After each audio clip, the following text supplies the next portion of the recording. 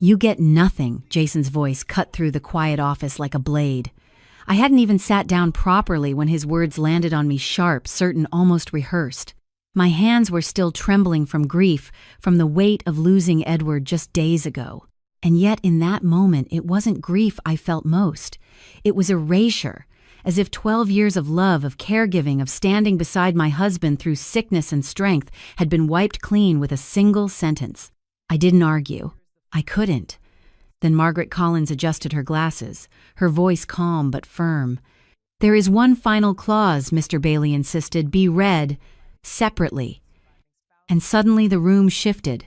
If you've ever felt overlooked, underestimated, or pushed aside by your own family, I'd love to hear your story. Please like, subscribe, and share your thoughts in the comments. And tell me, where are you watching from and what time is it there right now?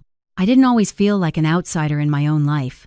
There was a time 12 years ago now when everything felt surprisingly gentle, almost like the world had decided to give me a second chance after I'd already stopped expecting one. That was when I met Edward. It happened in the most ordinary way. A community reading event at the Charleston Public Library. I had just retired from my position as an elementary school librarian, still unsure of what to do with all the quiet that suddenly filled my days. He had come in late, slightly out of breath, apologizing in that soft, thoughtful way of his. He sat in the back listening more than speaking. But afterward, he approached me. "You read like you mean it," he said. It was such a simple comment. But there was something in his tone, respectful, attentive, that made me pause. Most people our age didn't try very hard anymore. We had all lived long enough to grow tired of pretending. Edward wasn't pretending. We started talking that evening, and somehow the conversation never really ended. Coffee turned into lunches. Lunches turned into long walks along the waterfront, and before I realized it, I was laughing again in a way I hadn't in years. We were both widowed. Both had already built entire lives before we met. There was no illusion of fairy tales, no pressure to impress, just two people who had known loss and still chose connection.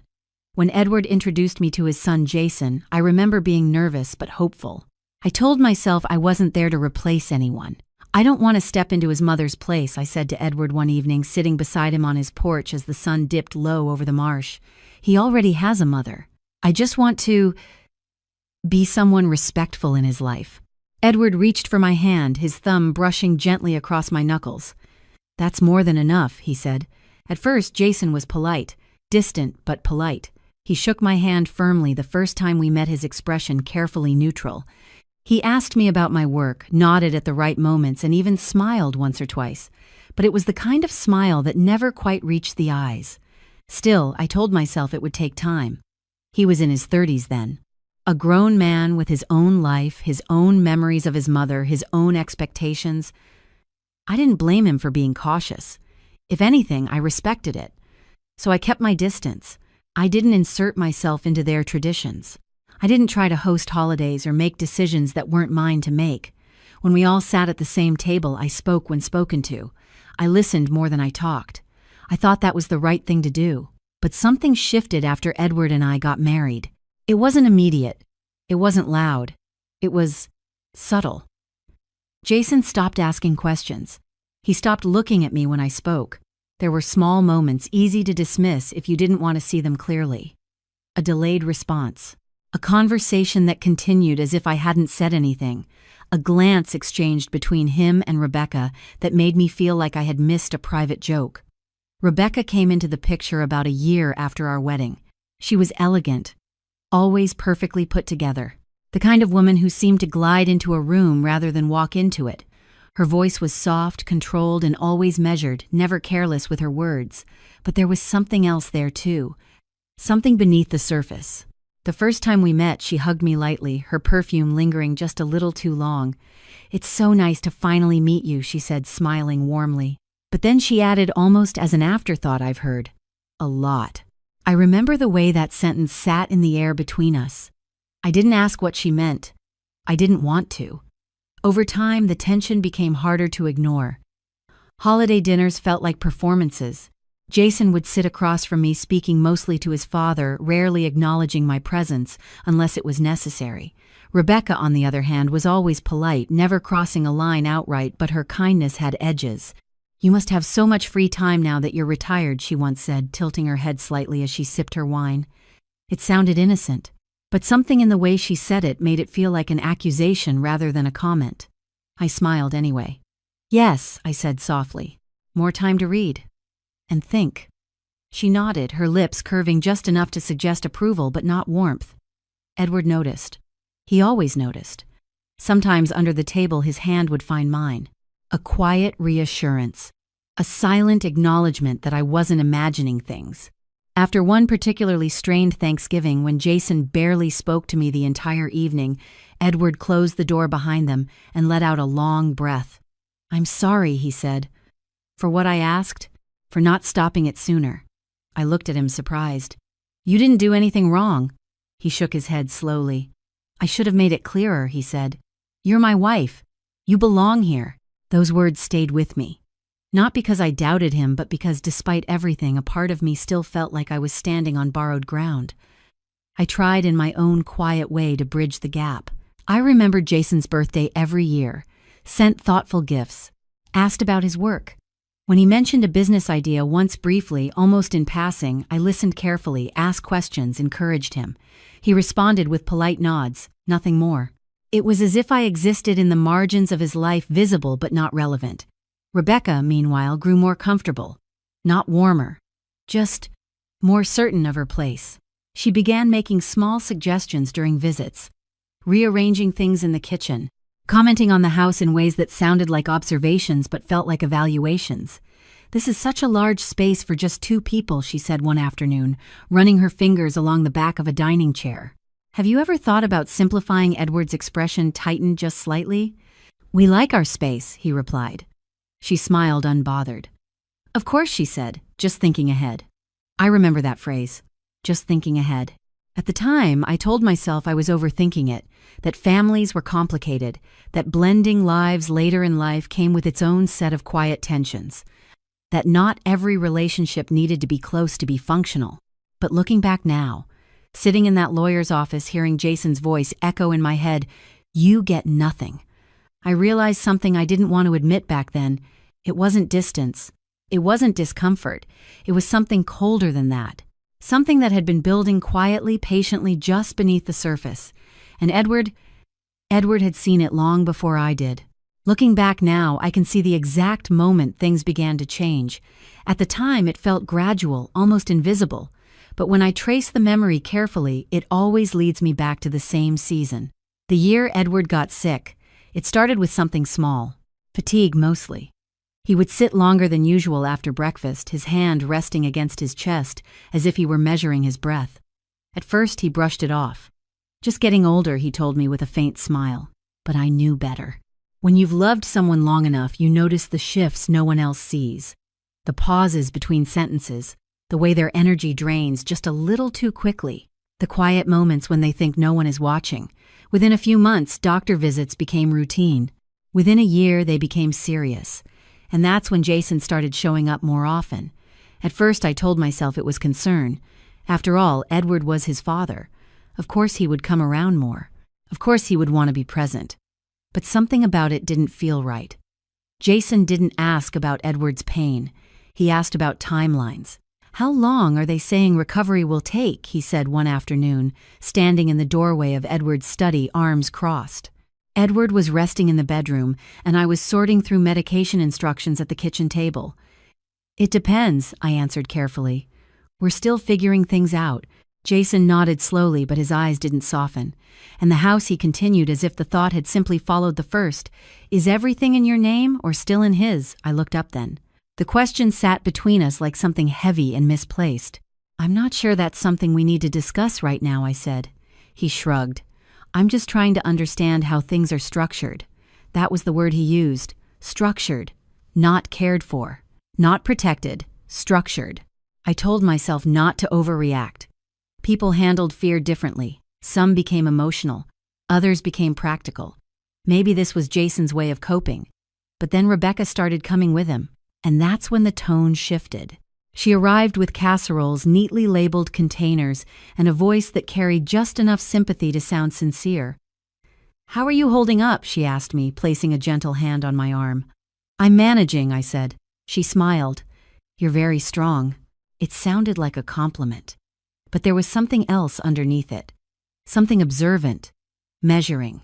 Over time, her visits became more frequent, and with them came small changes. She began opening cabinets without asking, rearranging items in the pantry. Once I came into the kitchen and found her going through a stack of mail that had been sitting unopened on the counter. "Oh," she said lightly when she noticed me. "I was just organizing things. There's so much paperwork it can get overwhelming." I walked over slowly and took the letters from her hands. "I'll take care of it," I said. She didn't argue, but she didn't apologize either. Jason, meanwhile, grew more direct. He started asking about Edward's investments, his accounts, his business contacts. Sometimes he asked Edward directly. Other times he asked me when Edward was too tired to respond. "Does he still have that partnership stake downtown?" Jason asked one evening, leaning against the wall while I adjusted Edward's blankets. "Yes," I said, "as far as I know." Jason nodded, then glanced at Edward. "You should probably start thinking about consolidating some of that," he said. "Make things easier, cleaner." Edward didn't answer right away. He just looked at his son for a long moment, longer than felt comfortable. Then he said quietly, "Things are already handled." Jason smiled. But it wasn't a warm smile. "Handled doesn't always mean efficient," he replied. That was the first time I saw it clearly. Not concern, not care, control. After that, the house began to feel different. Not unsafe, but watched. There were moments when I would walk into a room and conversations would stop mid-sentence. Jason and Rebecca would exchange a quick glance, then shift topics. Once I noticed a folder missing from Edward's desk. It wasn't anything dramatic. Just a simple brown folder he kept tucked beneath a stack of papers.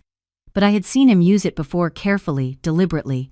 I asked him about it later that evening. His brow furrowed slightly. "I moved it," he said at first. But then he paused. "Or, I thought I did."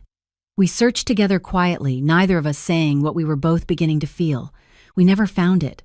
That night, after Jason and Rebecca had left, Edward sat in his chair by the window, staring out into the dark. "I don't like this," he said finally. I stood beside him. "Like what?" He exhaled slowly.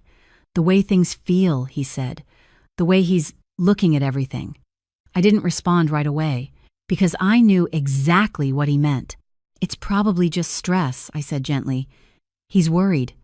Edward shook his head. "No," he said, "worry doesn't look like that." There was a weight in his voice I hadn't heard before. A certainty. "He's not asking about me," Edward continued. "He's asking about what's left after me." The words settled heavily in the room. I wanted to disagree. I wanted to defend Jason, to believe that somewhere beneath the awkwardness, beneath the distance, there was still a son who loved his father. But I couldn't. Because I had seen it too. The calculations behind his questions. The way his eyes moved, not to Edward's face, but to the shelves, the desk, the things. "What do you want to do?" I asked softly. Edward was quiet for a long time. Then he reached for my hand. "I need to make sure you're protected," he said. My chest tightened. "I'm not worried about myself," I replied. "I just want you to focus on getting better." He gave a small, sad smile. "That's exactly why I am worried about you." A few days later, he asked me to bring him something from his study. "There's a leather folder," he said. "Top drawer, left side." I went to his desk, opened the drawer, and found it immediately. It was darker than I expected. Worn at the edges like it had been handled often but carefully. When I brought it back to him, he held it for a moment without opening it. His fingers rested on the surface as if he were gathering strength. "There are things I need to fix," he said quietly. I sat beside him. "What kind of things?" He looked at me, then really looked at me. The kind of look that carries more meaning than words. "Things I should have handled sooner," he said. I waited, but after a moment his shoulders sank slightly. The exhaustion had come back. He leaned his head against the chair and closed his eyes. "We'll talk about it tomorrow," he murmured. But tomorrow never came. And I never saw what was inside that folder. Not then. The house grew quieter as Edward grew weaker. Not the peaceful kind of quiet. I had once loved the kind that settles gently around you, like a blanket, but a heavy, watchful silence. Every sound became sharper, every breath more noticeable. Even the ticking clock in the hallway seemed louder, as if time itself had decided to make sure we felt every second slipping away. By then, my world had narrowed to the space around Edward's bed. Days blended into nights in ways that made it hard to remember what morning felt like. I learned the rhythm of his medications, the exact way he liked his pillows, arranged how to lift him carefully so he wouldn't feel pain. I kept a chair beside his bed, though most nights I didn't sit in it. I stayed close, always listening, always ready. There is a kind of love that isn't loud. It doesn't announce itself or demand recognition. It shows up quietly in small acts, repeated over and over again long after the rest of the world has gone home. That was the kind of love I gave Edward, and I would have given more if there had been more left to give. Jason didn't see that. Or maybe he chose not to. He visited more frequently during those months, but his presence never brought comfort. It brought tension, a shift in the air that made everything feel slightly off balance. One afternoon, I was helping Edward sit up so he could drink some water when Jason walked in without knocking. He stopped just inside the doorway watching us. I felt Edward's body tense beneath my hands. "You should really let a professional handle that," Jason said after a moment. I turned to look at him. "A professional," I repeated. "A nurse," he clarified, "or a caregiver, someone trained." I adjusted the glass in Edward's hand and made sure he was steady before answering. "I am taking care of him," I said calmly. Jason let out a quiet breath, the kind that wasn't quite a sigh but carried frustration. "That's exactly my point," he said. "You're too close to this. You're not objective." I stared at him, unsure if I had heard correctly. "Objective," I said. "This isn't about emotion," he continued, stepping further into the room. "This is about making sure things are handled properly." Things. That was the word he used. Not his father. Not Edward. Things. Edward lowered the glass slowly, his hand trembling slightly. "I'm right here, Jason," he said, his voice thin but steady. Jason glanced at him as if he had almost forgotten he was in the room. "I know," he replied. "I'm just saying we need to be realistic." There was something about the way he said, "we," that unsettled me, as if decisions had already been made, as if I had already been removed from them. "I think you should leave," I said quietly. Jason looked at me, then really looked this time, and for a brief moment I saw it clearly. Not grief, not fear, annoyance. "You don't get to decide that," he said. Before I could respond, Edward spoke again. "She does," he said. The room went still. Jason's jaw tightened, but he didn't argue. Not directly. Instead, he nodded once sharply and turned toward the door. "We'll talk about this later," he said. It didn't sound like a suggestion. It sounded like a warning. After he left, the silence returned, but it felt heavier than before. Edward leaned back against the pillows, his eyes closing briefly. "I'm sorry," he murmured. I reached for his hand. "You don't need to apologize," I said. But he shook his head. "I should have set clearer boundaries," he said. "A long time ago." I didn't answer. Because in that moment I understood something I hadn't wanted to admit before. This wasn't new. It had been building. Slowly, quietly, and now it was no longer hiding. Over the next few weeks, Jason's visits became more controlled but not kinder. He stopped confronting me directly. Instead, he began speaking around me, discussing things with Edward as if I weren't in the room, using language that sounded reasonable on the surface but carried something sharper underneath. "We should probably start organizing paperwork," he said one evening, "just to make things easier later." Edward didn't respond. Jason continued anyway. "There's no point in leaving things complicated. It just creates problems for everyone." I stood by the window, listening, my hands clasped tightly together. I wanted to interrupt, to say something, but I didn't, because I could feel Edward watching me, waiting, not for me to fight, but for me to stay steady. And so I did. But inside something was shifting. Not anger, not yet. Something quieter. A growing awareness. Rebecca, meanwhile, became more involved in ways that felt increasingly invasive. She began staying longer during visits. Sometimes she would arrive earlier than Jason, letting herself in with a spare key Edward had given them years ago. One afternoon, I walked into the living room and found her sitting at Edward's desk. The leather folder was open in front of her. My heart stopped. "What are you doing?" I asked. She looked up, completely unbothered. "Oh," she said lightly. "I was just trying to help organize things." I stepped closer. "That's not yours to go through."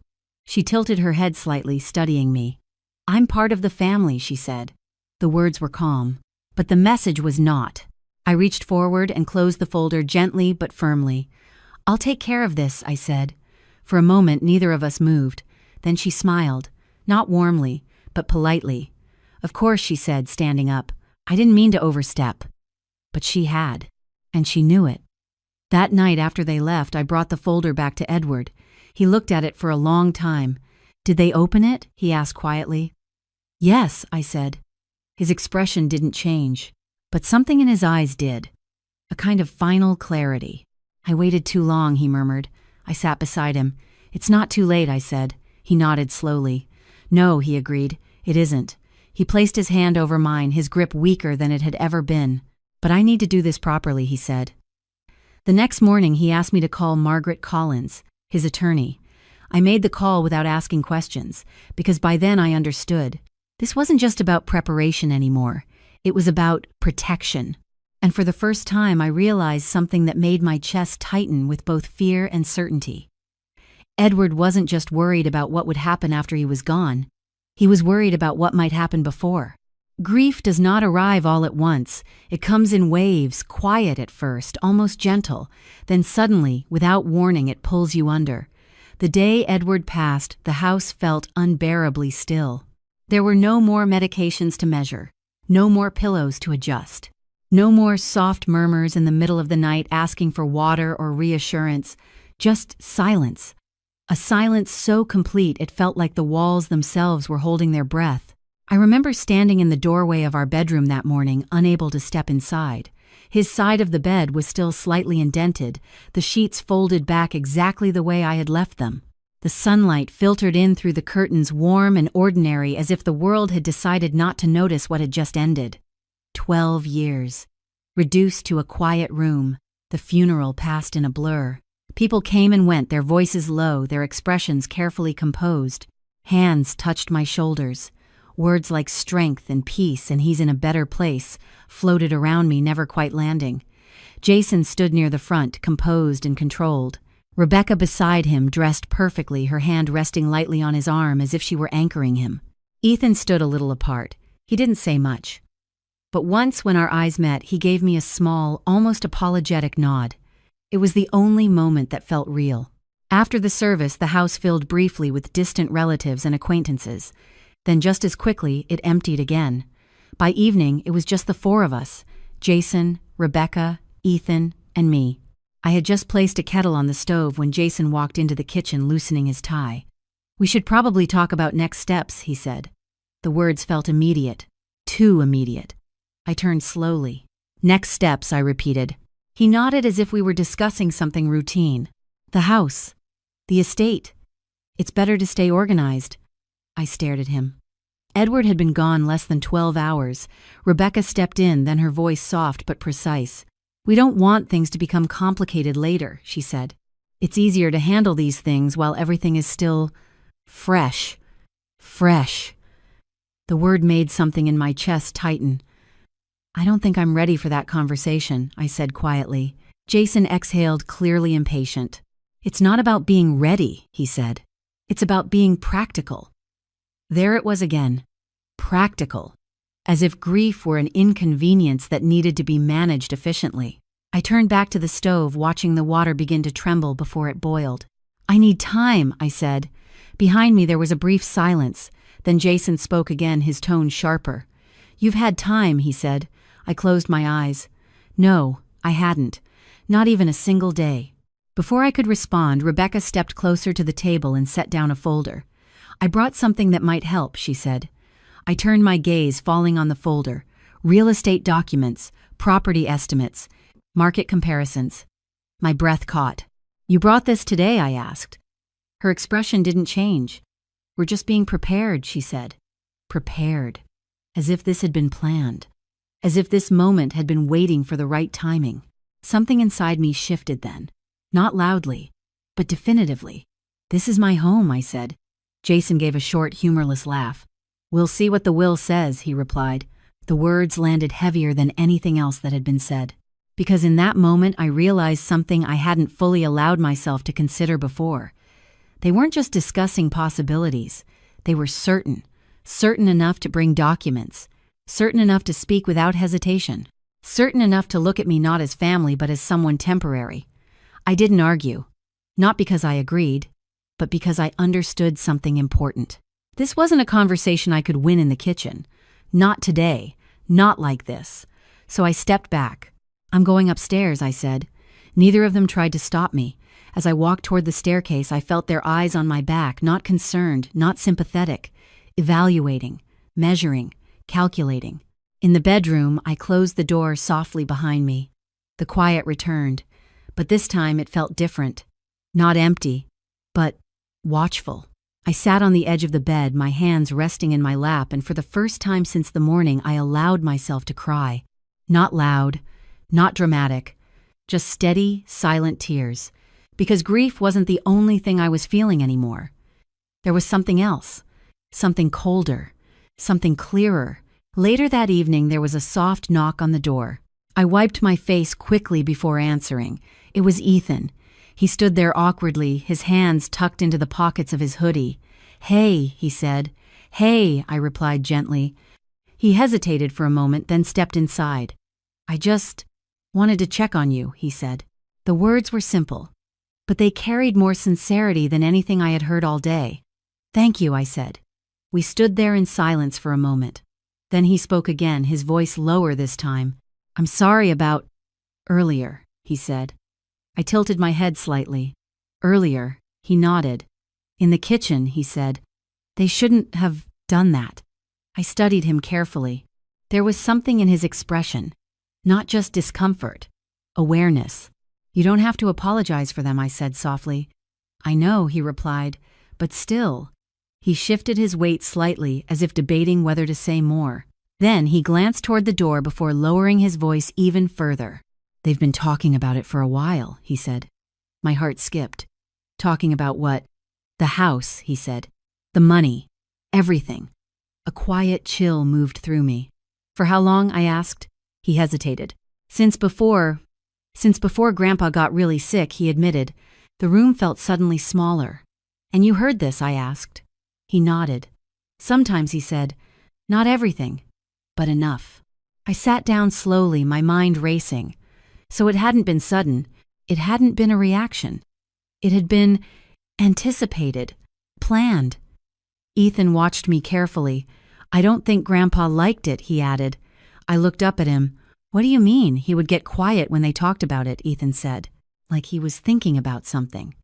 A memory surfaced instantly. Edward sitting by the window. "I don't like the way he's looking at everything." I felt my chest tighten. "Thank you for telling me," I said. Ethan nodded, but he didn't leave right away. Instead, he lingered for a moment, then asked quietly, "Are you going to be okay?" It was such a simple question, but it held so much weight. I met his eyes and gave a small, steady nod. "Yes," I said, even though at that moment I wasn't entirely sure it was true. After he left, I sat there for a long time staring at the door.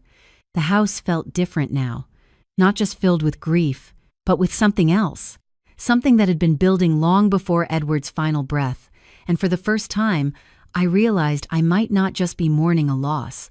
I might be standing at the beginning of something much more complicated, something I hadn't yet fully seen, but was already moving toward me. The morning of the will reading arrived with a kind of stillness that felt deliberate, as if the day itself understood what was about to unfold. I remember standing in front of my bedroom mirror longer than necessary, smoothing the fabric of a simple navy dress I had worn to other difficult moments in my life. There was nothing remarkable about it, no statement, no defense, just something steady, something that wouldn't draw attention. I didn't want attention. Not today. The drive to Margaret Collins' office felt longer than it should have. Charleston moved around me in its usual rhythm, morning traffic, pedestrians crossing with coffee in hand, the quiet hum of a city that continues no matter what any one person is going through. But inside the car, everything felt suspended. I kept my hands at 10 and 2 on the steering wheel, not because I needed to, but because I needed something to hold on to, something predictable. When I arrived, Jason's car was already parked outside. Of course it was. He had always liked to arrive early when something mattered to him, and this mattered. I sat in my car for a moment before stepping out, taking a slow breath that didn't quite steady me the way I had hoped. Then I walked inside. Margaret's office was exactly as I remembered, orderly, quiet, composed. Shelves lined with legal volumes neatly arranged, files, a large wooden desk that carried the weight of years of decisions. Margaret herself stood as I entered, offering a small, respectful nod. "Charlotte," she said gently, "I'm glad you came." Her voice held warmth but also something else. Something measured. "Thank you," I replied. Jason and Rebecca were already seated. Jason didn't stand. He didn't even greet me. He simply glanced in my direction, his expression unreadable, then looked back down at the folder in front of him. Rebecca offered a faint smile. "Charlotte," she said. Polite. Controlled. I took the chair across from them, placing my hands in my lap to keep them from trembling. Ethan wasn't there. I noticed that immediately. For some reason, his absence felt significant. Margaret waited until we were all settled before sitting down herself. She adjusted a stack of documents, her movements precise, deliberate. As you know, she began, her voice calm and professional. "We are here to review the last will and testament of Edward Bailey." The words landed softly but heavily. Last will and testament. Final. Irrevocable. I swallowed, my throat tightening. Margaret continued outlining the structure of the estate. Her tone was steady, neutral as she moved through the formal language. There were charitable donations Edward had arranged, quiet contributions to organizations he had always supported. There were mentions of professional archives, personal collections, and structured accounts. I listened, but I also watched. Jason leaned forward slightly, his attention sharp, focused, not emotional, expectant. When Margaret began detailing the financial structure, I noticed the first flicker of irritation cross his face. "The majority of Mr. Bailey's liquid assets have been placed into a managed trust," she explained. "Access to those funds will be distributed under specific conditions." Jason shifted in his seat. "What kind of conditions?" he asked. Margaret didn't look up from the document. "Conditions related to long-term financial stability, responsibility, and documented need," she said. Jason let out a short breath. "That's unnecessary," he said. Margaret paused briefly before continuing, unbothered. "The trust is designed to protect the integrity of the estate over time." I could feel the tension beginning to rise. Rebecca placed a hand lightly on Jason's arm as if to calm him, but her eyes were fixed on Margaret with sharp attention. "And the house?" Jason asked. Margaret turned a page. "We will come to that," she said. The room felt tighter, more focused. Margaret continued reading, moving carefully through each section. Every word seemed intentional, every sentence measured. Then she reached the part I hadn't known how to prepare for. "Regarding the primary residence," she said. Jason leaned forward slightly. I felt my hands tighten in my lap. Margaret opened her mouth to continue, but Jason spoke first. "You can skip the formalities," he said, his voice cutting through the room. "We already know how this goes." Margaret looked up. "I would prefer to proceed in order," she replied calmly. Jason shook his head. "No," he said. "Let's not pretend." He turned toward me then. Fully, for the first time since I had entered the room, and what I saw in his expression made something inside me go very still. Confidence, not uncertainty, not curiosity, certainty. "You get nothing," he said. The words landed with a finality that echoed through the room. For a moment I didn't react. I couldn't, because something about the way he said it, so assured, so absolute, made it feel less like an insult and more like a conclusion he had already accepted as fact. Rebecca didn't interrupt. She didn't correct him. She simply watched, waiting. Margaret's gaze remained steady. "Mr. Bailey," she said, her tone, "even I would ask that you allow me to finish reading the document." Jason leaned back slightly, crossing his arms. "Go ahead," he said, "but it's not going to change anything." I felt my chest tighten, not from anger, not even from humiliation, but from something else. A slow, dawning realization. They knew something, or at least they believed they did. Strongly enough to speak without hesitation. Strongly enough to treat this moment not as uncertainty, but as confirmation. I lowered my gaze briefly, focusing on the edge of the table. 12 years, reduced to a sentence. You get nothing. I thought of Edward. Of the nights I sat beside him, of the way his hand would search for mine even when he was half asleep, of the quiet promises we never needed to say out loud. And for a moment, just a moment, I wondered if I had been wrong. If maybe, in his attempt to keep peace, Edward had left things unresolved. If maybe I had misunderstood the depth of what we were. The room was silent, heavy. Then Margaret closed the document in front of her. The sound was soft, but it shifted everything. "There is one final clause," she said. Jason didn't move, but I saw it, the smallest flicker of hesitation. Margaret folded her hands neatly on the table. "This clause," she continued, "was sealed under Mr. Bailey's direct instruction and is to be read only under specific circumstances." Rebecca leaned forward slightly. "What circumstances?" she asked. Margaret's gaze moved briefly between them before settling. "If during the reading of this will there is any attempt to intimidate, dismiss, or undermine Mrs. Bailey's position in this proceeding," she said, "then the following statement is to be read in full." The words settled into the room like a quiet storm. For the first time, Jason didn't look certain. He looked caught. I felt my breath slow. Not with relief. Not yet. But with something else. A shift. A movement beneath the surface. As if something Edward had set in motion long before this moment was finally beginning to unfold. For a moment, no one spoke. The air in Margaret Collins' office felt suspended like the pause between lightning and thunder when you know something is coming but you don't yet know how close it is. Jason shifted slightly in his chair. It wasn't a large movement, but it was the first sign that his certainty had cracked. "What is that supposed to mean?" he asked, his voice sharper, now less controlled. Margaret didn't respond immediately. Instead, she reached for a smaller envelope that had been set aside from the main documents. It was thick, cream-colored, sealed with a simple line of adhesive, no embellishment, no markings except Edward's name written neatly across the front. She held it for a moment before speaking. "This letter," she said, "was written personally by Mr. Bailey and witnessed under legal supervision. It is to be read aloud in full, without interruption." Jason let out a short, dismissive breath. "Fine," he said. "Let's hear it." But the edge in his voice was gone, replaced by something else. Unease.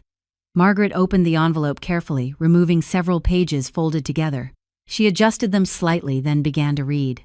"To my son Jason," her voice softened just slightly as she continued, not losing its professionalism but carrying the weight of something deeply personal. "If you are hearing this, it means that the moment I feared has already arrived. Not my passing, I have made peace with that, but the way in which you have chosen to respond to it." Jason's jaw tightened. He didn't interrupt. Margaret continued, "I have spent many years hoping that time would bring you clarity. That experience would teach you what I could not. That responsibility would shape your character in ways that words alone never could." There was a pause, a breath. But hope, she read, is not a strategy. And love, when it is misunderstood, can become something unrecognizable. I felt my chest tighten, not because the words were harsh, but because they were honest. Margaret's eyes moved steadily across the page. "You believe that what I leave behind is proof of what I felt. That inheritance is a measure of love. That control is a right rather than a responsibility." Jason shifted again, his hand clenching slightly on the table. "That belief," Margaret read, "is the reason I have made the decisions you are about to hear." The room felt smaller, more focused. Margaret turned the page. "Charlotte," she continued, and my name sounded different in Edward's words, softer, fuller, as if he were standing beside me again. "If you are hearing this, then I am no longer there to say what I should have said more often." My breath caught. "You gave me something I did not know I needed at this stage in my life. Not just care, not just companionship, but presence, steady, unmeasured, and without expectation." My vision blurred slightly. "You did not ask what I could provide. You did not calculate what remained. You simply stayed." A tear slipped down my cheek before I could stop it. "I didn't move to wipe it away," Margaret continued. "In the final years of my life, when strength left me in ways I could not control, you gave me dignity. Quietly. Without recognition. Without complaint." Jason looked away. Rebecca remained still, but her posture had changed. The ease she carried earlier was gone. And because of that, Margaret read, "I have entrusted you with something I would not give lightly." Margaret paused. Then she folded the letter slightly, setting it aside, not finished but momentarily complete. "Now," she said, returning to the formal document, "I will read the final clause."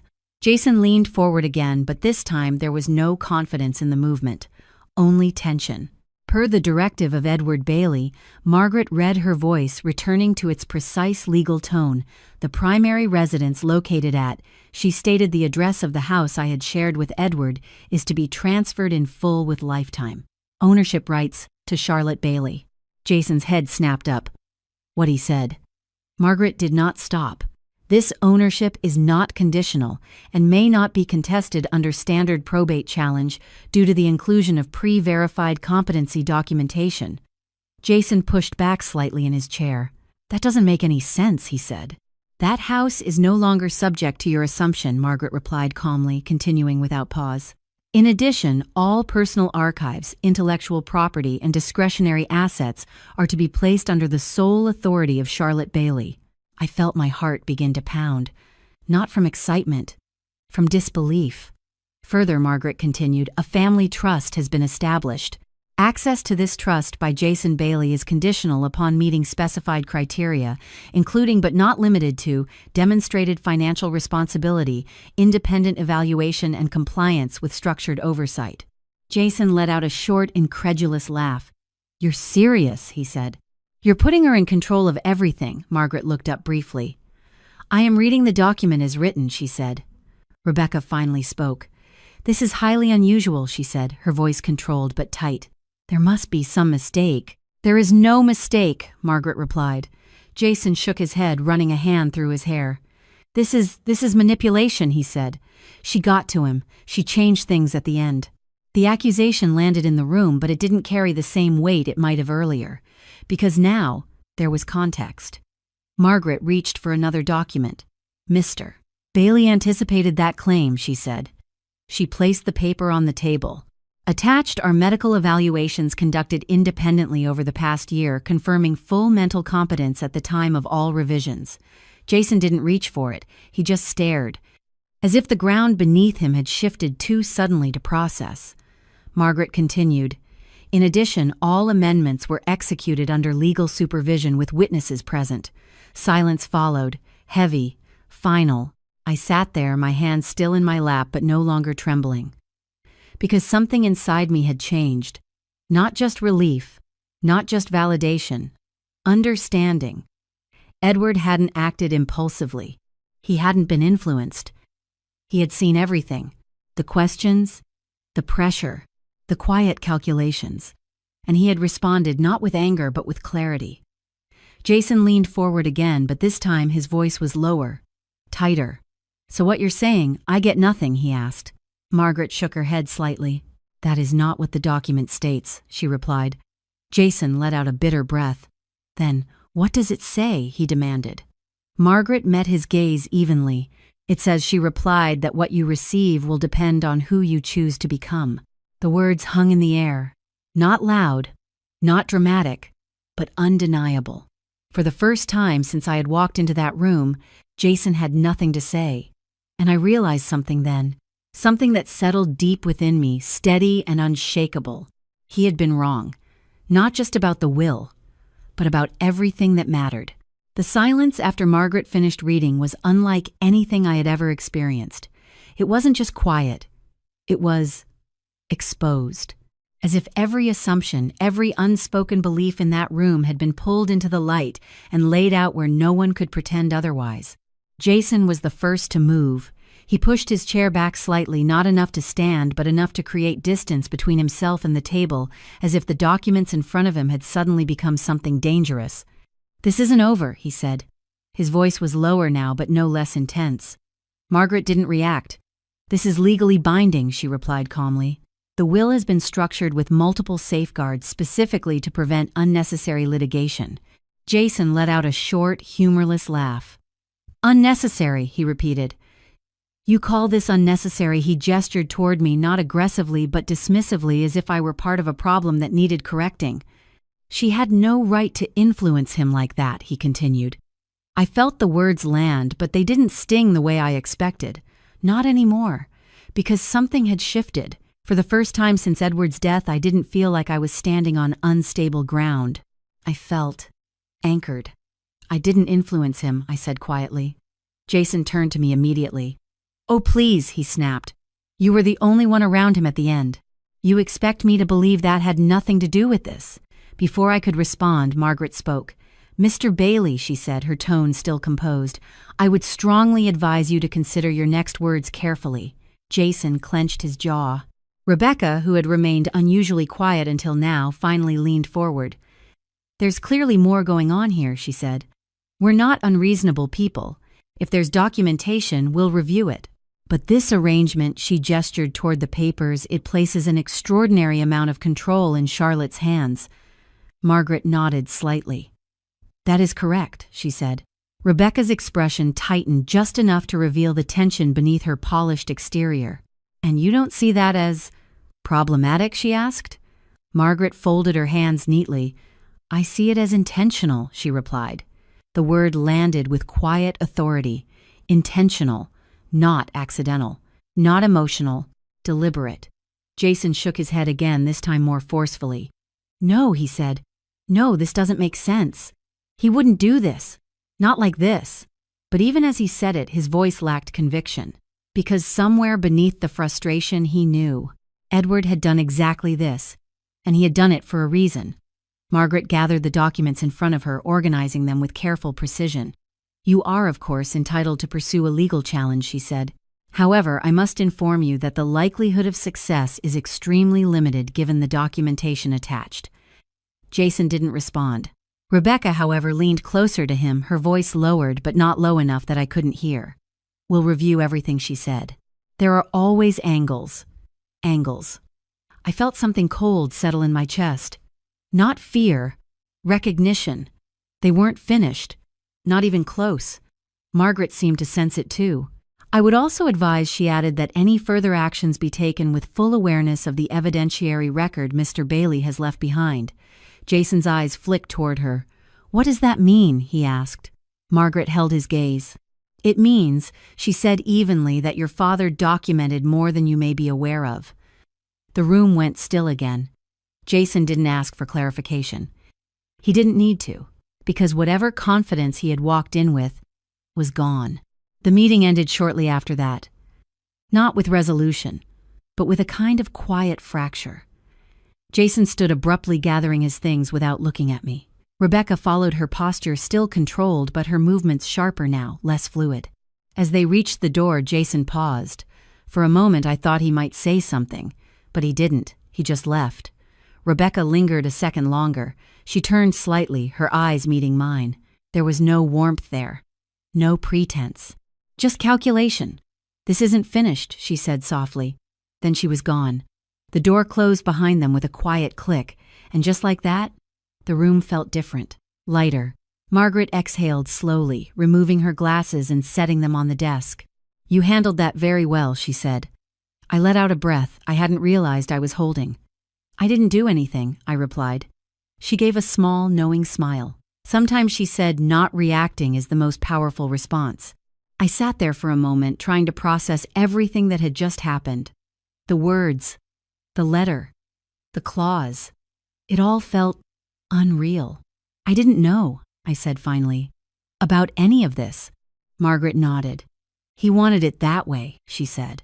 He was very clear about protecting you, not just financially, but emotionally. My throat tightened. He knew, I said quietly. Margaret didn't ask what I meant. She simply nodded again. Yes, she said. He knew. I stood slowly, my legs still unsteady but stronger than before. Thank you, I said. For everything.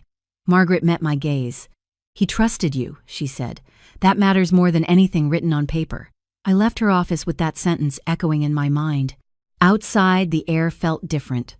Cooler. Sharper. As if the world had shifted slightly, just enough for me to notice.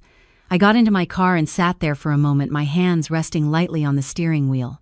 For the first time in days, I didn't feel lost. I felt aware. Aware of what had been happening around me. Aware of what Edward had seen. Aware of what might still be coming. Because this wasn't over. Jason's expression before he left had made that clear. And Rebecca's words, this isn't finished. They weren't a threat. They were a promise. When I finally drove home, the house greeted me with its familiar quiet. But it no longer felt empty. It felt different. Not because Edward was gone, but because something he had left behind was now unfolding. I stepped inside, closing the door gently behind me. The sunlight stretched across the floor, warm and steady. For a moment, I just stood there, taking it in. Then, as I moved toward the living room, I noticed something on the small table near the door. A folded piece of paper. My name written on the front, in handwriting I didn't recognize. My heart skipped. I picked it up slowly, turning it over in my hands. There was no envelope, just the paper. And for reasons I couldn't explain, I hesitated. Because something told me this wasn't random. This wasn't nothing. This was another piece, another layer, another step into whatever Edward had prepared. And as I stood there, the house quiet around me, I realized something I hadn't fully understood before. This wasn't just about a will, it was about truth. And I was only beginning to uncover it. I stood in the entryway for longer than I should have, the folded piece of paper resting lightly in my hand as if it carried more weight than it physically could. The house was quiet, too quiet. Not the peaceful quiet I had once known, but the kind that makes every small sound feel amplified. The faint hum of the refrigerator, the distant ticking of the hallway clock, the soft creak of the floor beneath my feet as I shifted my weight. My name was written clearly on the front of the paper. Not Edward's handwriting, not Jason's, and certainly not Rebecca's. I turned it over slowly. Still no envelope. No indication of where it had come from. Only that it had been placed here, deliberately, carefully. For me, a quiet unease settled in my chest, not fear exactly, but awareness. The kind that tells you something matters even before you understand why. I unfolded it. The message was short, simple. Check the study desk. Bottom drawer. Left side. No signature. No explanation. Just instructions. I stared at the words, my mind already moving ahead of me, connecting pieces I hadn't fully allowed myself to consider until now. The study. Edward's study. My heart began to beat faster, not out of panic but anticipation. Because suddenly something made sense. The leather folder. The one Edward had asked for. The one Rebecca had been going through. The one that had been moved, or taken, or hidden. I didn't hesitate any longer. I walked down the hallway, each step feeling more deliberate than the last, until I reached the study door. For a moment I paused, my hand resting lightly on the knob. This room had always been Edward's space, not off limits but respected. It still smelled faintly of his cologne, of paper, of wood polish. I pushed the door open slowly.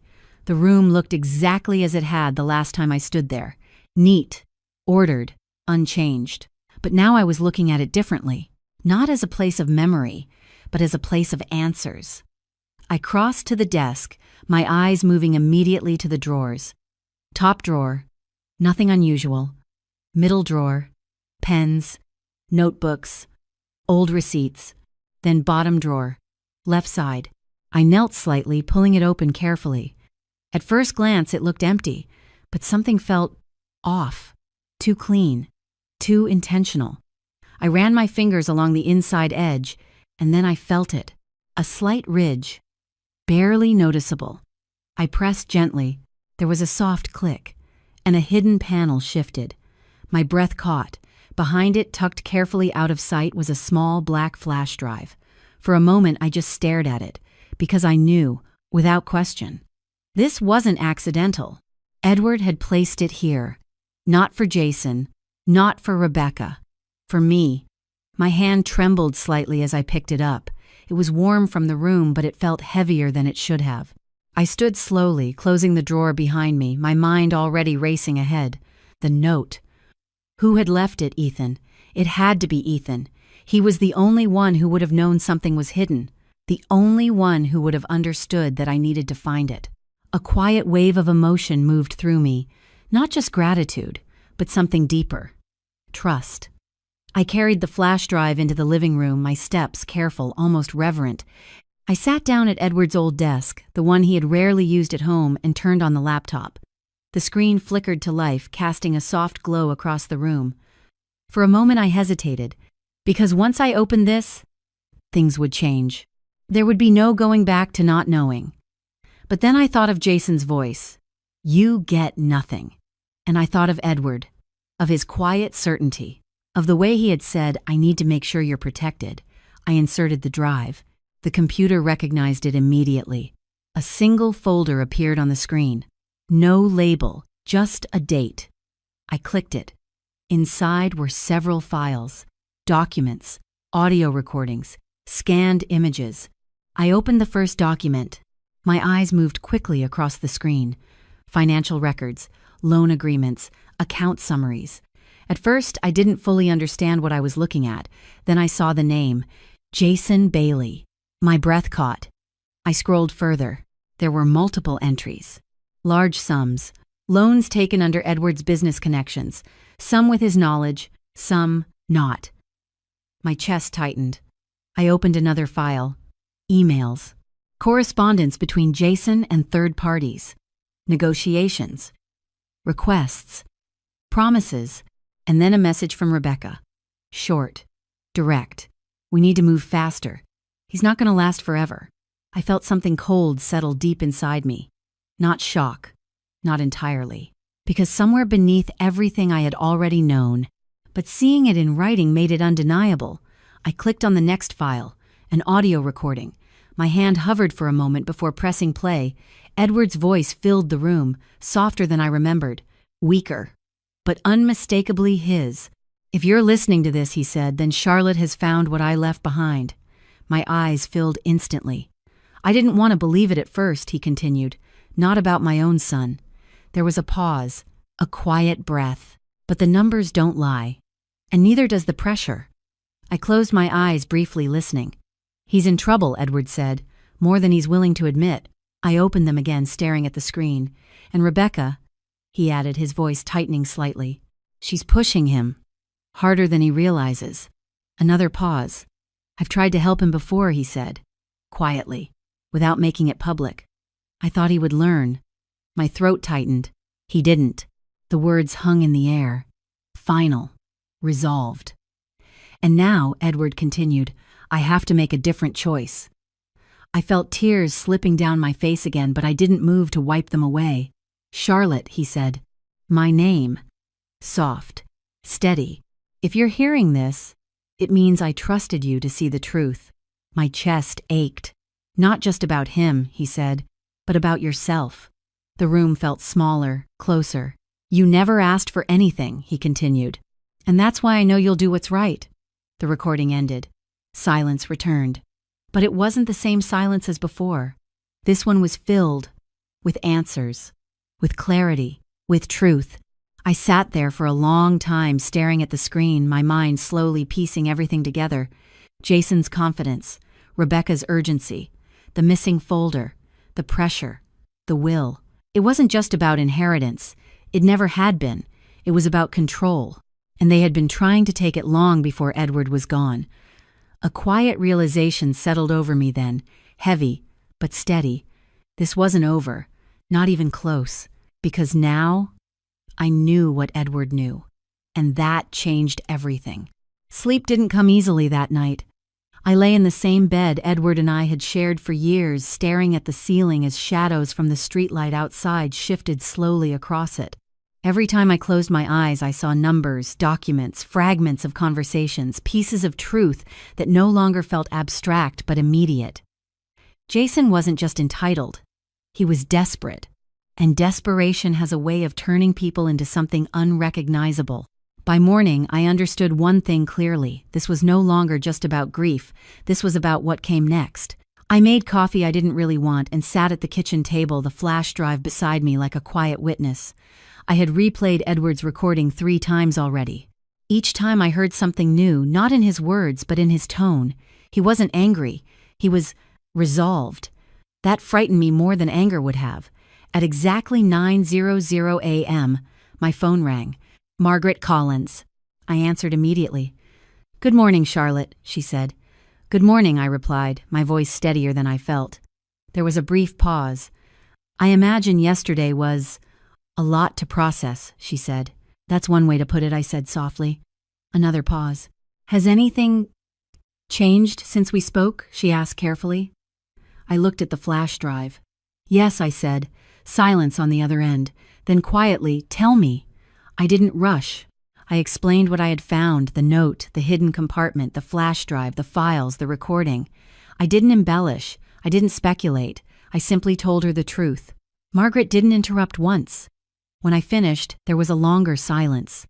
Then she spoke, her voice lower, now more focused. "That aligns with what Edward suspected," she said. My chest tightened. "He told you?" I asked. "Not everything," she replied, "but enough." I closed my eyes briefly. "He knew before I did," I said. "Yes," she said gently. "He did." Another pause. "Charlotte," she continued, "I need to be very clear with you. What you've found is significant.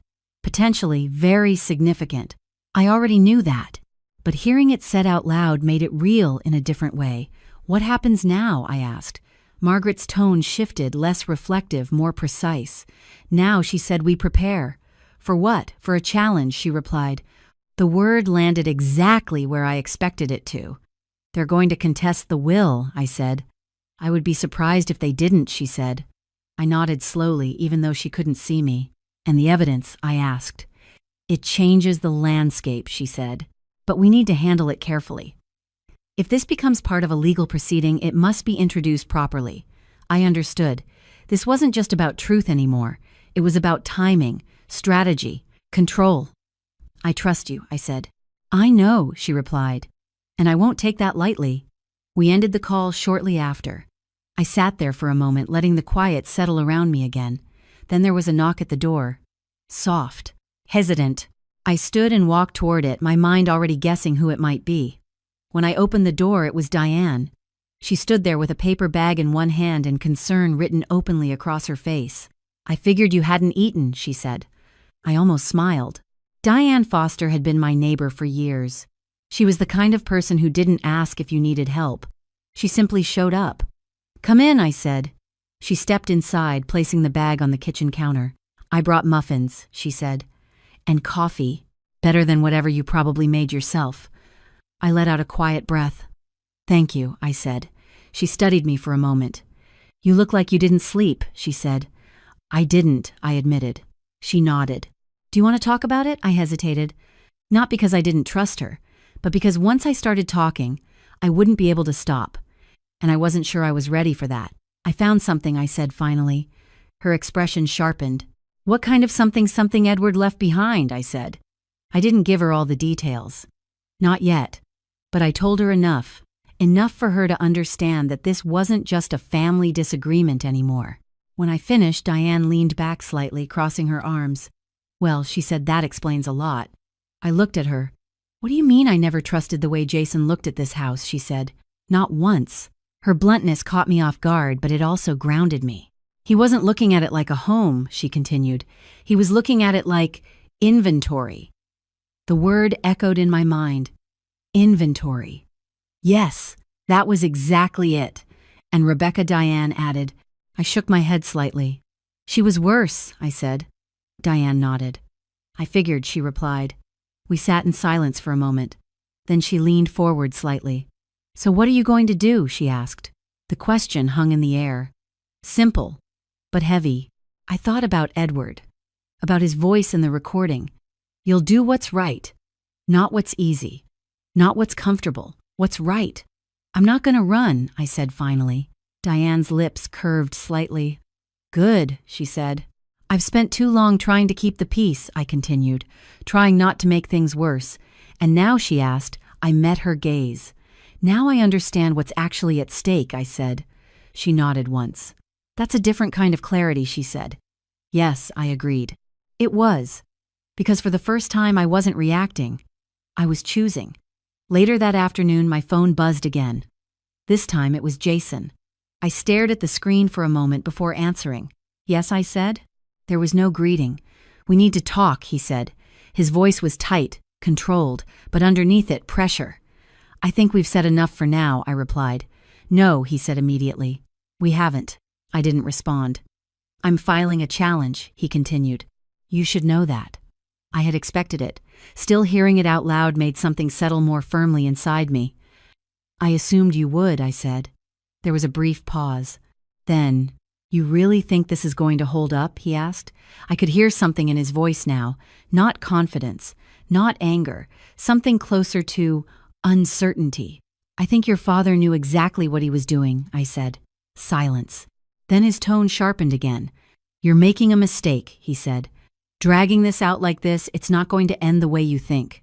I thought about the flash drive, the documents, the recording, the truth. I'm not the one dragging anything out, I said quietly. Another pause. Then he exhaled sharply. This isn't over, he said. I almost repeated Rebecca's words back to him. But I didn't. I know, I said instead. And I meant it. When the call ended, I set the phone down slowly. The house was quiet again, but not empty, not uncertain. Something had changed, not just in the situation, but in me. Because now, I wasn't just waiting for what would happen next. I was ready for it. The courtroom felt colder than I expected. Not physically, though. The air conditioning hummed steadily overhead, but emotionally. It was a space stripped of comfort, of softness. Everything about it was deliberate, the clean lines, the polished wood, the measured silence that seemed to demand truth whether you were ready to give it or not. I sat beside Margaret at the long table, my hands folded tightly in my lap. I had chosen a simple gray suit that morning, nothing dramatic, nothing distracting. I didn't want to look like someone trying to win, I just wanted to stand. Across the room, Jason sat beside his attorney, his posture straight, his expression carefully composed. Rebecca sat just behind him, her presence as controlled as ever, but I could see the tension in her shoulders now, the subtle tightness in her jaw. This wasn't the kitchen. This wasn't Margaret's office. There was no room here for assumptions, only evidence. The judge entered, and the room rose instinctively before settling again. The proceedings began with formalities, names, case references, the legal framing of Jason's challenge. Contest of testamentary validity, the judge summarized. Such clinical words for something that felt so deeply personal. Jason's attorney spoke first. He was articulate, confident, practiced. My client, he began, believes that the decedent, Edward Bailey, was subject to undue influence during the final period of his life. Specifically, we assert that Charlotte Bailey, as the primary caregiver, exerted disproportionate control over access, communication, and ultimately decision-making regarding the estate. I felt the words land, carefully chosen, strategically placed, undue influence, control. It was a narrative, a clean one, simple, convincing if you didn't know the truth. Margaret didn't react immediately. She simply took a note, her expression calm, unreadable. Jason's attorney continued, the restructuring of the will, particularly the concentration of authority and assets under Mrs. Bailey's control deviates significantly from what would reasonably be expected in a parent-child relationship of this nature. Reasonably expected, as if love could be measured in percentages, as if relationships could be reduced to predictable patterns. I kept my eyes forward, steady, because I knew this was only the beginning. When it was Margaret's turn, she stood slowly, adjusting her papers with the same quiet precision she always carried. Your Honor, she said, the claim of undue influence requires not only suggestion but evidence of coercion, manipulation, or incapacity. She paused. We will demonstrate that none of those conditions existed. Her voice was calm, but firm, unshakable. She began with the documentation, medical evaluations, independent assessments conducted over the course of Edward's final year. Each one confirming the same thing, clear cognitive function, full awareness, capacity. Jason's attorney objected to the interpretation but not the existence of the documents, because they were real and they were strong. Margaret then introduced the timeline of will amendments, each revision dated, witnessed, verified, not rushed, not sudden, a progression, a decision made over time, not under pressure. I saw Jason shift slightly in his seat. For the first time since the hearing began, his composure wasn't perfect. Then came the harder part. Testimony. I was called first. My heart pounded as I stood, but my steps remained steady as I moved to the witness stand. I swore to tell the truth. And then I did. Margaret guided me gently at first. Questions about my relationship with Edward. How we met. How we lived. What the final years had been like. I spoke plainly. No embellishment, no performance, just truth. Yes, I cared for him, I said. Yes, I was with him most of the time. No, I never restricted access. Yes, Jason visited. No, I did not interfere with their conversations. Each answer felt like placing a stone, building something solid, unmovable. Then came the cross-examination. Jason's attorney approached carefully, his tone polite but pointed. "Mrs. Bailey," he began, "would you agree that you were the primary decision-maker in the household during Mr. Bailey's final months?" I paused. "Not the primary decision-maker," I said. "The primary caregiver." He nodded slightly. "But in practical terms, you controlled his environment, correct?" "I supported his environment," I replied. "There's a difference." A faint ripple moved through the room. He adjusted his approach. "Did you ever discuss the will with Mr. Bailey?" he asked. "No," I said. "Not even once, no." "Did you ever express concern about your financial future after his passing?" I met his gaze. "No," I said. He studied me for a moment as if searching for something to press against. Then he stepped back. No further questions. I returned to my seat, my hands still steady, because I had nothing to hide. "Next, Ethan." He walked into the courtroom more slowly than I had. You could see the weight of it on him, not fear, but conflict. He took the stand, his shoulders slightly tense, his eyes moving briefly toward Jason before settling forward. Margaret spoke gently. "Ethan," she said, "can you tell us about the conversations you overheard between your parents regarding your grandfather's estate?" He hesitated. "Just for a second." Then he nodded. "They talked about it a lot," he said. "How often?" Margaret asked. "Pretty often," he replied, "especially when they thought no one was listening." "What did they say?" she asked. Ethan swallowed. "They talked about the house," he said, "about selling it, about how much it was worth." Jason shifted in his seat. Rebecca's posture stiffened. "And when did these conversations begin?" Margaret asked. Ethan looked down briefly. "Before Grandpa got really sick," he said. The words landed heavily. Margaret nodded. "Did your grandfather ever express discomfort about these conversations?" she asked. Ethan nodded. "Yeah," he said quietly. "He didn't like it." Jason's attorney stood. "Objection, hearsay." The judge considered briefly. "Limited admission," he said. "Proceed." Margaret continued. "Ethan," she said, "did you find anything in your grandfather's study after his passing?" Ethan hesitated again, then nodded. "Yes," he said. "What did you find?" "A flash drive," he replied. The room shifted, subtly, but unmistakably. Margaret glanced briefly at me, then back at Ethan. "And what did you do with it?" she asked. "I gave it to Charlotte," he said. Jason's attorney stepped forward immediately. Objection, relevance, and chain of custody. Margaret was ready. "The contents will establish relevance," she said calmly. The judge nodded. "Proceed." Ethan stepped down shortly after. And just like that, the balance of the room had changed. Jason's narrative was no longer clean, no longer simple, because now there were cracks. And through those cracks, truth was beginning to show. As I sat there watching everything unfold, I realized something with quiet certainty. This wasn't just about defending Edward's will anymore. It was about revealing why it existed the way it did. And for the first time since this began, I wasn't afraid of that truth. I was ready for it. Kết thúc phần 11. Tiếp tục yêu cầu viết đủ 1.200 từ, theo quy định viết bằng tiếng Anh Part 12. By the time the court reconvened after a short recess, something in the room had shifted. It wasn't loud. It wasn't obvious. But it was there. A tension that no longer belonged only to me. Jason felt it. Rebecca felt it. Even their attorney, who had entered the room earlier with smooth confidence, now carried a sharper focus, a more cautious edge. Because Ethan's testimony had done something simple and powerful. It had introduced doubt. And in a courtroom, doubt changes everything. Margaret stood when the session resumed, her posture steady, her expression composed.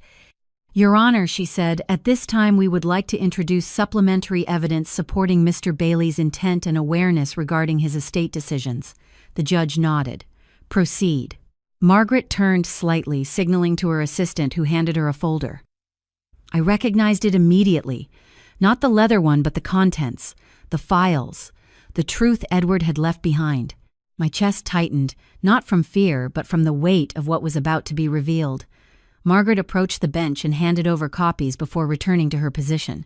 "These documents," she continued, "include financial records, correspondence, and recorded statements prepared by Mr. Bailey prior to his passing. Jason's attorney stood quickly. Your Honor, we object to the introduction of these materials without proper foundation and verification. Margaret didn't raise her voice. Foundation will be established, she said calmly. The judge considered briefly, then nodded. Proceed with foundation. Margaret turned to me briefly, then back to the court. These materials were recovered from a secured location within Mr. Bailey's private study, she explained. A location not accessible to the general household and unknown to the contesting parties. Jason's gaze flicked toward me, sharp, suspicious. But there was something else beneath it now. Concern. Margaret continued, the content of these files reflects Mr.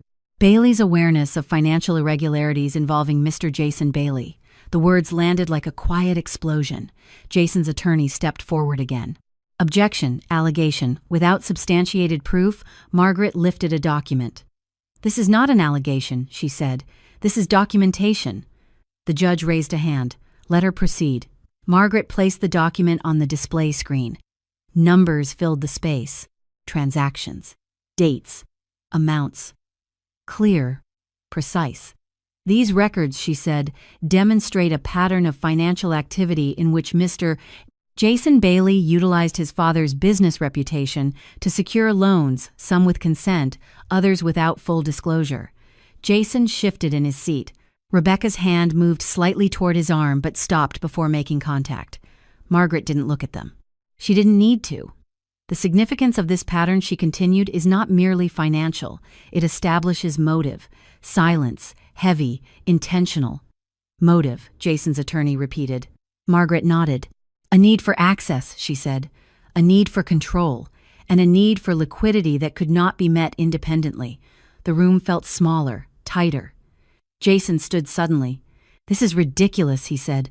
You're twisting things. Sit down, the judge said firmly. Jason hesitated. Then slowly. He did. But the composure he had carried into the courtroom earlier was gone. Margaret continued, her voice never rising, never wavering. In addition, she said, we would like to submit a recorded statement made by Mr. Bailey. Jason's attorney moved again. Your Honor, play it, the judge said. No hesitation, no delay. Margaret nodded once. The recording began. Edward's voice filled the courtroom, softer than it had sounded in my living room, but no less clear. I have reviewed the accounts, he said. More than once. The room was still, completely still. There are discrepancies, he continued.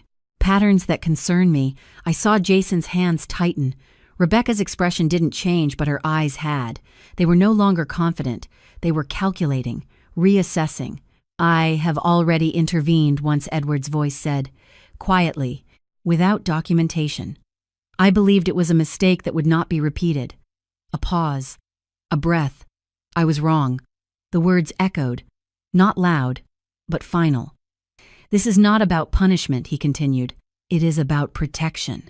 My chest tightened, because I knew exactly what he meant. Charlotte will not be placed in a position where she must defend herself without support, Edward said. My eyes filled again. She has done nothing but give, he added. And I will not allow that to be taken from her. The recording ended. Silence followed. Not empty, not uncertain, but heavy with something undeniable. Truth. Jason's attorney stood slowly. Your Honor, he said, we would like to request time to review the admissibility of this recording. The judge shook his head slightly. You'll have that opportunity, he said, but the content is noted. Jason leaned forward, his voice low but sharp. This doesn't prove anything, he said. It just proves he was suspicious. Margaret met his gaze. It proves he was aware, she said. Rebecca stood then, unexpectedly. Her movement drew every eye in the room. This is being misrepresented, she said. Edward was under stress. He was ill. He wasn't thinking clearly. Margaret didn't interrupt. But she didn't need to, because the evidence had already answered that argument. The medical evaluations, the documented timeline, the consistency. The judge raised a hand. That will be enough, he said. Rebecca sat back down slowly.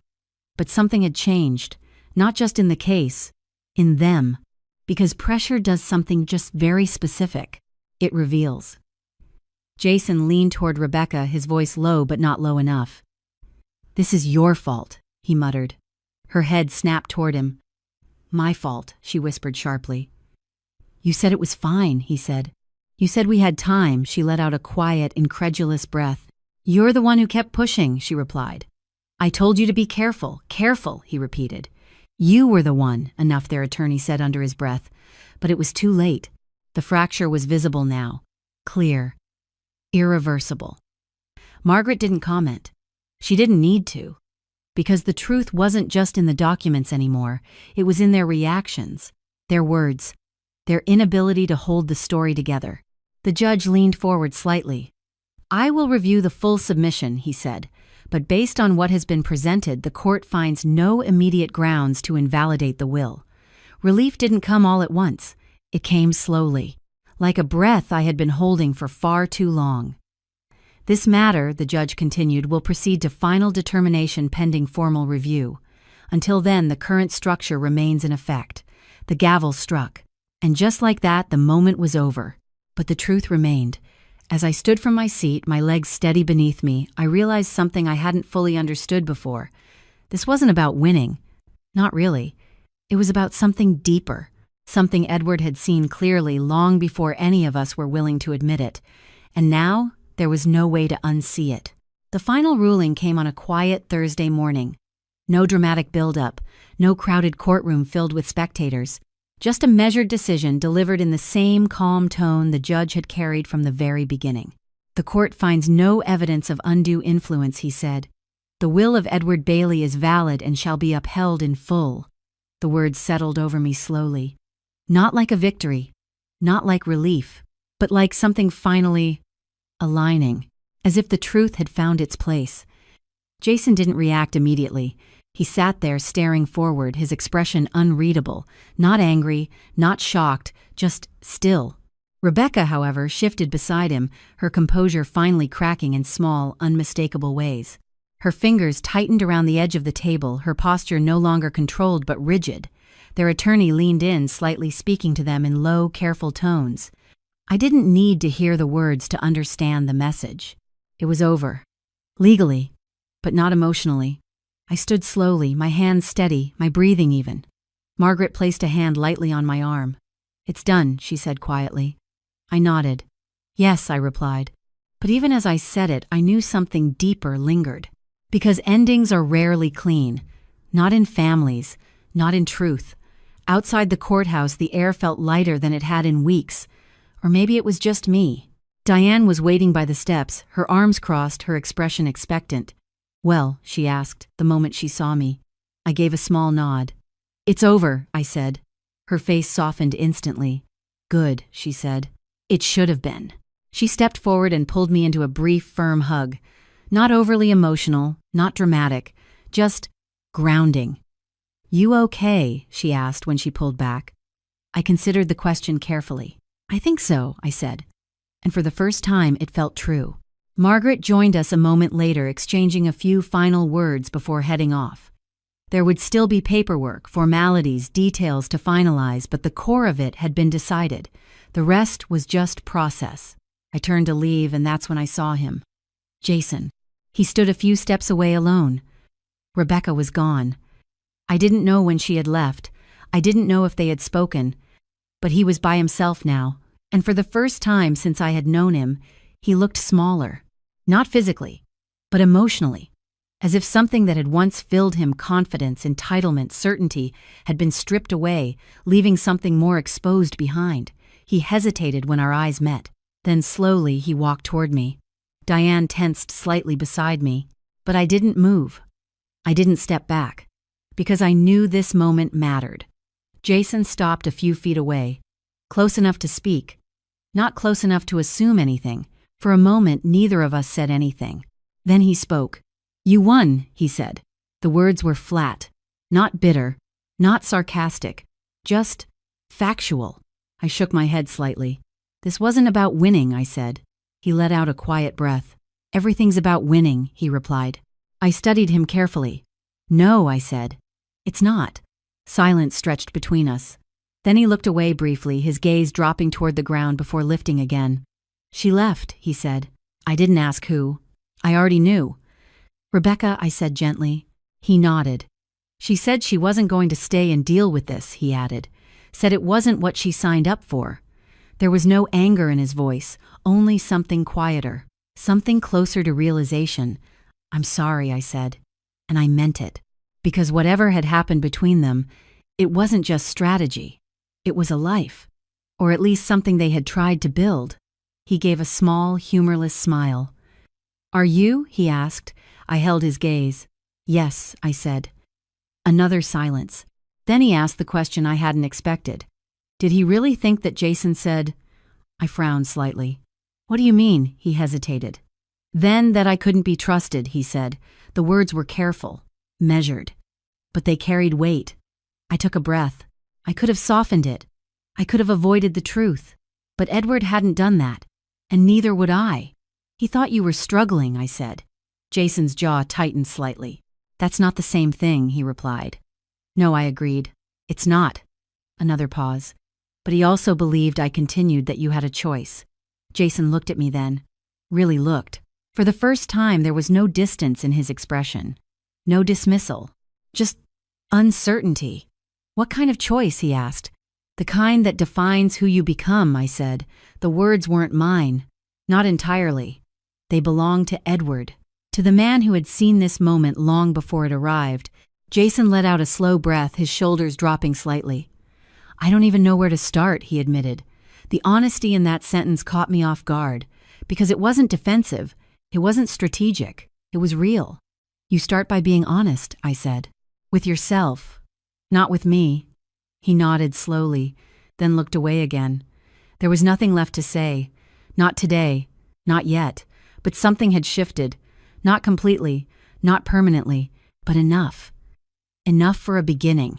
Before he turned to leave, he hesitated one last time. "What happens now?" he asked. I thought about that. About the house, the trust, the future, about everything Edward had left behind, and everything that still needed to be built. "That depends on what you do next," I said. He nodded once, then walked away.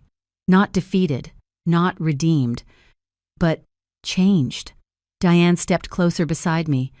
"Well," she said quietly, "that was something." I let out a small breath. "Yes," I said. "It was." As we walked toward the car, I realized something I hadn't expected to feel. Not relief, not satisfaction. Something quieter, something steadier. A sense that the storm had passed but the landscape had changed. And now, it was up to me to decide what to build in its place. The weeks that followed the court ruling were quieter than I expected, but not in the way a quiet house after victory might feel. The quiet now carried weight, a sense of space being reclaimed, of consequences settling into place, of a rhythm that had been missing for too long. I spent mornings tending to the garden, afternoons organizing Edward's study, and evenings reviewing the contents of the flash drive again, taking notes, making sense of the careful documentation he had left behind. It was meticulous work, deliberate and healing, and for the first time, it felt like I was building something for myself rather than merely protecting what Edward had left. Ethan started visiting more frequently. He was quieter now, but his presence had a purpose I hadn't noticed before. He would help me sort papers, organize bookshelves, even carry boxes from Edward's office. He rarely spoke about the past or about his parents. Instead, we worked in silence, but it was the kind of silence that felt supportive rather than suffocating. One afternoon, as we were moving some architectural sketches to a new cabinet, Ethan stopped and looked at me. His expression was uncertain but earnest. "Are you going to be okay living here?" he asked quietly. I smiled faintly, brushing a strand of hair behind my ear. "I will be. This was always home, and Edward trusted me to protect it. That's what I intend to do." He nodded, seeming to absorb the weight of that statement. Then he glanced at the sketches, and I noticed a flicker of admiration. "He really loved his work, didn't he?" "Yes," I said softly. "Every project, every building, every line on these papers, he put his heart into it. And now I get to make sure it's preserved." Ethan didn't respond at first, just returned to organizing the sketches. Then after a pause, he asked a question that had been lingering beneath the surface for weeks. "Do you think Jason will ever understand what he lost?" I stopped moving for a moment. The question was simple, but it carried more weight than Ethan could have known. I thought about Jason's posture in court, his deflated confidence after the judge's ruling, the way he had hesitated before leaving, and even the rare hint of remorse I had glimpsed in his eyes. "I don't know," I said honestly, But understanding isn't guaranteed. Sometimes people only realize what they've lost when it's too late to change it. He frowned slightly, processing the words. Do you forgive him? I looked at him carefully. Forgiveness wasn't simple. It wasn't immediate. But it wasn't about absolution either. It was about choice. I had a choice to hold on to bitterness or to release it and focus on building something better. Yes, I said finally. Not because he deserves it, but because I choose to move forward. Ethan nodded, his small hand brushing against a stack of architectural prints.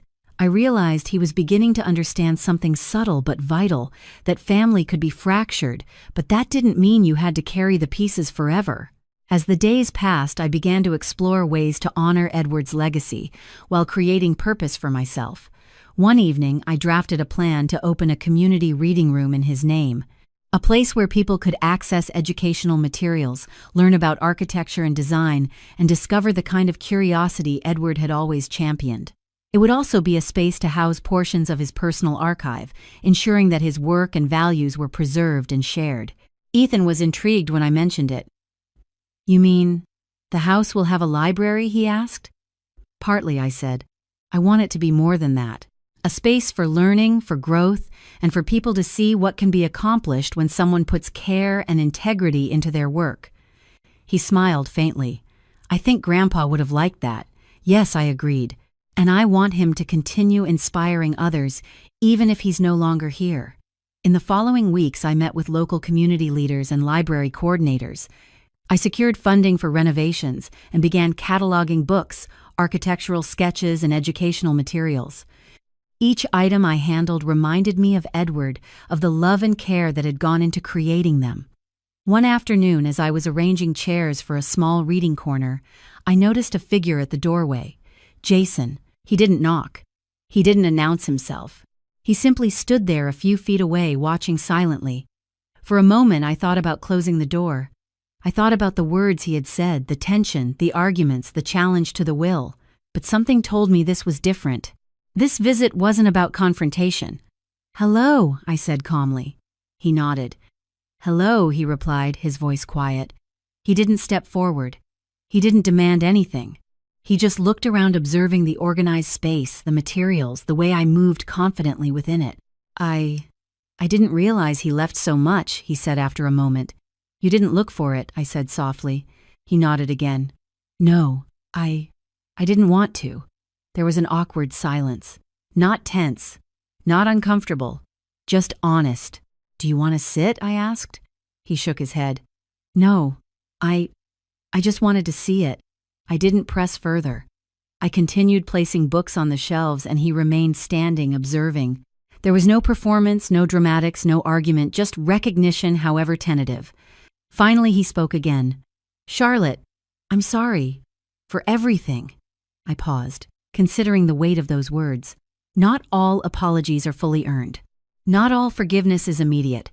But sometimes acknowledging fault is the first step toward understanding. I know, I said gently. It's a start. He nodded once, then turned and left, closing the door quietly behind him. I exhaled deeply, feeling a strange mixture of relief and melancholy. This encounter didn't erase the past. It didn't rewrite the years of tension and misunderstanding, but it marked a subtle shift, a recognition of consequences, and perhaps the faintest spark of change. As I returned to arranging materials for the reading room, I realized something profound. This space wasn't just for Edward's legacy. It wasn't just for me. It was a chance to create a space where lessons about integrity, dedication, and care could be passed on not just to Ethan, but to anyone willing to learn. For the first time since Edward's passing, I felt a sense of purpose beyond protection, beyond preservation. Beyond the legal battles and family tension, I had a role to play. And it was mine fully. In the weeks that followed, the reading room began to take shape. Local families came to explore the books. Children marveled at the sketches of buildings, their eyes wide with curiosity. Volunteers helped catalog and maintain the space. And Ethan, he became my assistant, quietly learning not only about architecture, but about responsibility, about the importance of honesty and stewardship, and about the subtler lessons of resilience and integrity. One evening, after a long day of sorting and organizing, I sat quietly in a chair near the front window. The room was empty, save for the soft hum of the lights and the distant sounds of the neighborhood outside. I thought about Jason, about Rebecca, about all that had happened, about Edward. And I realized something I hadn't fully allowed myself to feel until now. The inheritance was never about wealth. It had never been about control. It had been about truth, about accountability, about recognizing the right people to carry forward the legacy. And for the first time, I felt truly ready to embrace it, to nurture it, to transform it into something lasting, something meaningful, not just for me, but for everyone who might one day step into this space, who might discover that care, honesty, and dedication can create a foundation far stronger than wealth, far more enduring than privilege. And as I sat there, the shadows lengthening across the floor, I smiled faintly. Because in the end, being told I would get nothing had turned out to be the moment I discovered what could never be taken from me: dignity, purpose, and the courage to begin again. The months after the court ruling were a time of quiet rebuilding, not just for the house or the estate, but for me, for my own sense of purpose, of stability, of life beyond the battles over money and control. The Reading Room project had become a central focus, but it was more than bricks, books, and papers.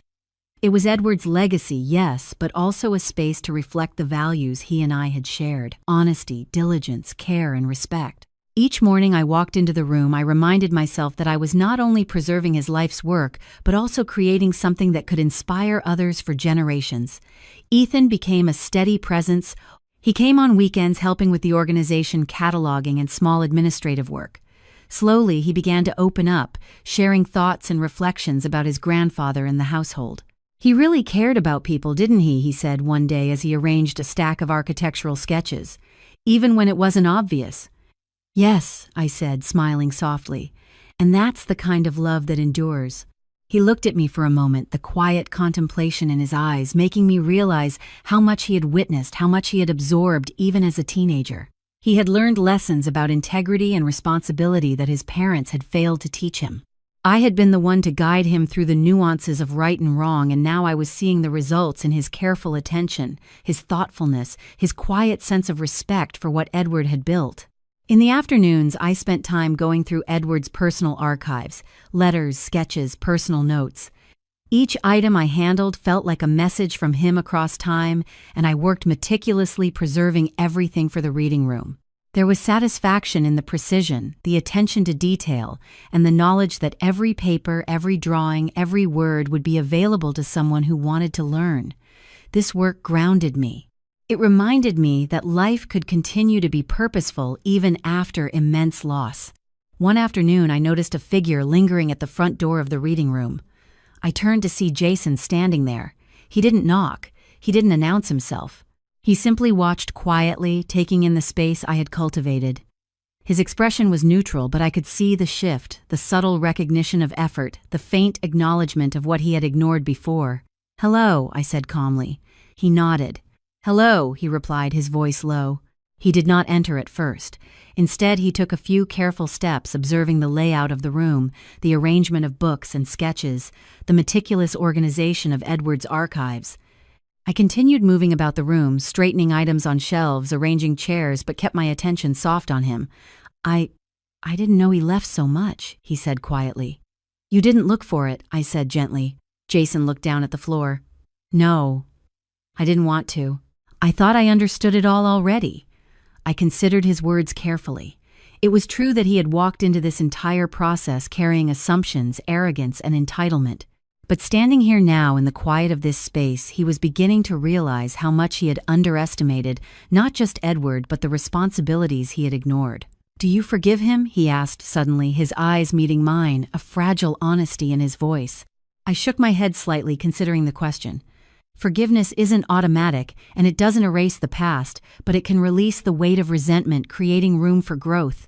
I chose to answer truthfully. "Yes," I said finally. "Not because he deserves it, but because I need to move forward."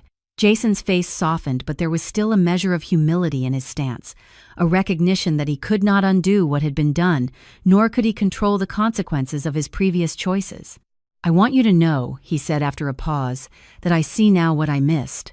What I should have done." I nodded gently. "The past is gone, but the present, We can shape together. He hesitated, looking at the sketches, the shelves of books, the careful organization of Edward's legacy. I understand why he trusted you, he said softly. Yes, I said, he always did. For the first time in years, I felt a sense of calm around him.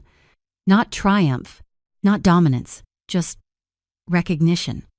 He had witnessed the truth, however difficult, and he had the opportunity to respond with humility. Over the following weeks, I continued to develop the reading room. Local families, students, and enthusiasts of architecture began to visit. Children marveled at Edward's sketches and models, their eyes wide with curiosity and excitement. Volunteers helped to catalog and maintain the collection. And Ethan continued to learn quietly alongside me, absorbing the values and lessons that had been neglected in his upbringing. He asked questions, made thoughtful observations, and approached the work with patience and care. I also began organizing community workshops, inviting local educators and designers to share knowledge and mentorship. The reading room transformed from a private memorial into a living, breathing space of learning and inspiration. Each day brought new opportunities to shape the environment, to preserve Edward's vision, and to provide guidance and encouragement to those who entered. One evening, after the space had emptied for the day, I sat quietly in one of the chairs near the front window. The room was bathed in the golden glow of the setting sun.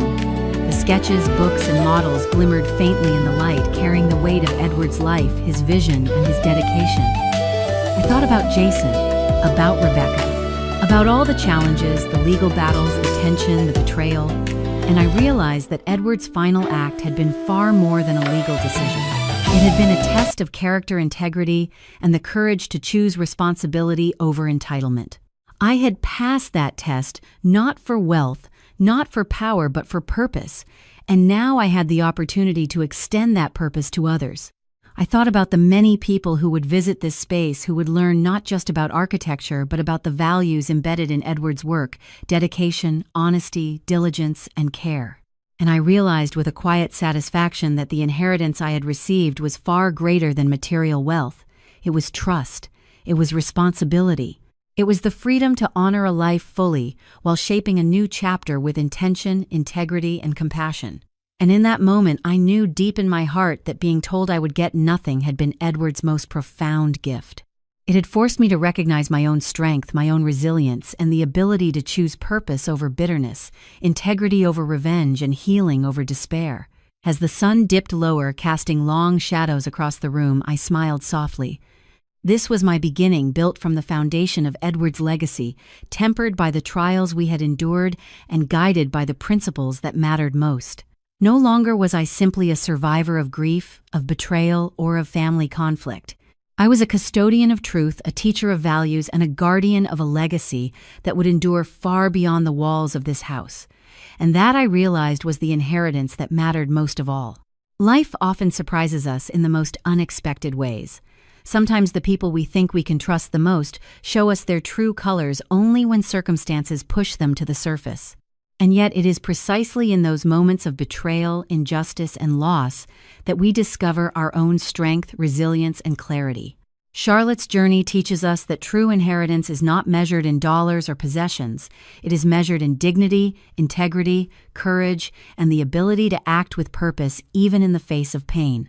We learn that setting boundaries, standing firm in our values, and acting with honesty are not acts of revenge but acts of empowerment.